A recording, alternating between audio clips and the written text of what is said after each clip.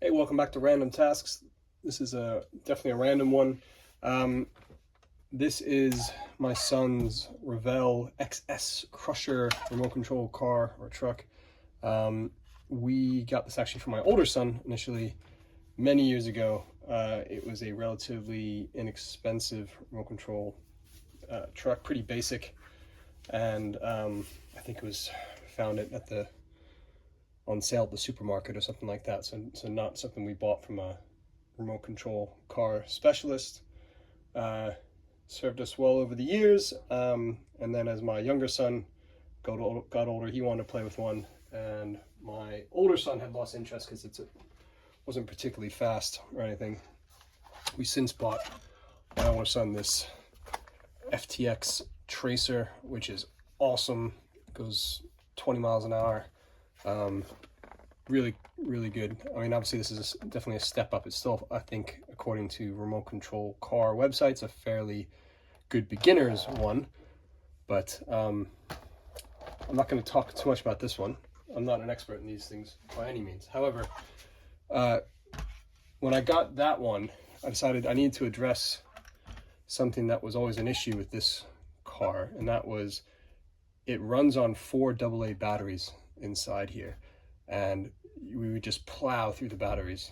My son would have, half an hour to an hour playing with this outside, and then you can see it was noticeably getting slower and weaker. Wouldn't be able to go over through the little hills in the park as well and stuff like that. So when I bought my other son the FTX Tracer, I ordered a spare battery for it.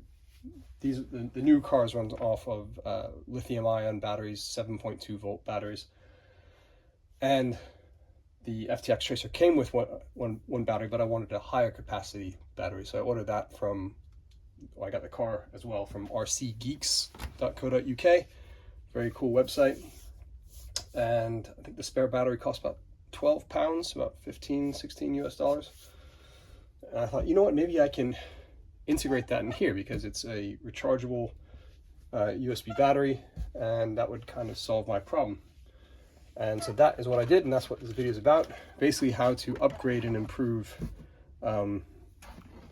toys. So the battery compartment here is under this panel. It's held in by one Phillips head screw. And this isn't, by the way, a how-to, it's more of how I did it.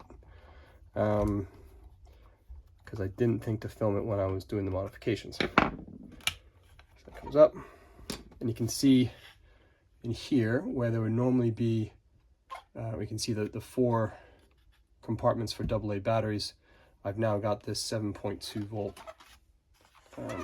lithium ion battery pack in there, and this is an 800 milliamp hour battery. This is the one that came with the FTX Tracer. I just looked online at RC Geeks. It's selling for less than £12 right now. And what I did was, and you need to know some basics about how batteries function, but really not that much. Like most battery powered things, the AA batteries were in series, so going from negative to positive, negative, positive, negative, positive, negative, positive, to add up to 6 volts. So all I did simply was I cut the lead off the end of the battery here and just put a couple spade connectors on there, and then bent them 90 degrees. So these crimp connectors here, and one for the negative, one for the positive. And I had to cut the plastic, just I used some wire clippers. Didn't have to use anything special, just to bend, because normally there's plastic walls between the batteries to basically help hold them in place. So I cut that enough to fit that battery in, and then I cut a little slot on the side here in order to route the charging cable out here. So the reality is I actually never need to open up this compartment. I haven't done that in months, really. So I can put this back in, and then if I need to charge it, I just plug it in to this, and it charges it up. And so that has been so much better, because I was really spending way too much money on AA batteries, not to mention the environmental impact of just plowing through batteries is not great. So this allows me to just use the same battery, charge it. And yes, I did try rechargeable AA batteries, but they're just never really as good. Don't really last that long. And as a bonus, so I mean, this was designed to run on 6 volts. Now it has 7.2 volts going through it. So 20% more voltage, which actually did translate into more power. So if I switch this on, switch the remote on.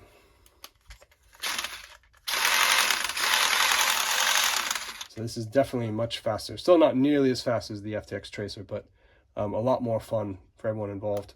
You'll notice that the front wheels did not spin on this because the wire that was connecting the front motor broke. And when I tried replacing it, it just, well, long story short, it didn't work. I've taken out the front motor, so it's now 2-wheel drive instead of 4-wheel drive. But for the park that we live near, it's plenty. And my young son loves this thing, so we don't let him use the older one because it's just too much to handle. So yeah, just a very relatively quick and random video because a couple people had asked me about this. I think I just tucked that wire up there, I'm not in use. Very simple way to upgrade an old toy or old remote control car.